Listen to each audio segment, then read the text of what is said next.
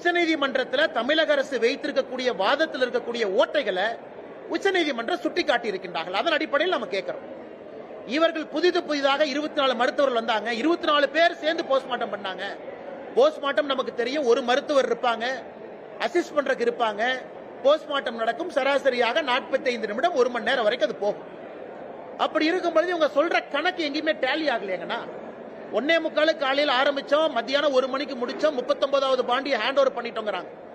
அதனால்தான் திரும்ப திரும்ப இவர்கள் எதையோ மறைத்து எதையோ செய்ய போய் எங்கேயோ போய் மாட்டிக்கிட்டாங்க. எந்த காரணத்துக்கும் சிபிஐ என்கொயரி நடக்கக்கூடாது என்று தலைகீழாக நின்றார்கள். இன்னைக்கு அது நடக்குது, மாட்ட போறாங்கன்னு தெரியும். அதற்காக இவங்களே நெரட்டிவ் செட் செய்வதாகத்தான் நாங்க பார்க்கிறோம். அவங்களுக்கு என்னென்ன வேலை? அவங்களுக்கு வேலை இல்லை, மிரட்டுறதா அவங்களுக்கு வேலை. அதனால் திரும்ப திரும்ப நான் சொல்வது இதுதான். அண்ணன் திருமாவளவன் அவர்கள் முதலமைச்சர் ஐயாவை போய் சந்திக்கிறாங்க. சந்திங்க. முதலமைச்சரை சந்திச்சு என்ன சொல்றாங்க? அவர் கார்ல போனாரா? இன்னைக்கு பல வீடியோ நாம பாக்குறோம். தனியார் தொலைக்காட்சி நிறுவனம் பல வீடியோ போட்டு காட்டுறீங்க.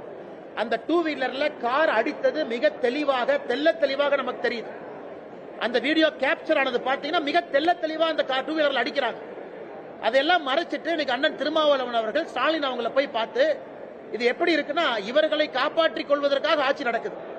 ஒரு சாதாரண ரோட்ல போற மனிதரை போய் நீங்க தட்டுறீங்க, கேட்டா முறைச்சு பார்த்தாரு, 4 தட்டு தட்டுனுங்கிறீங்க.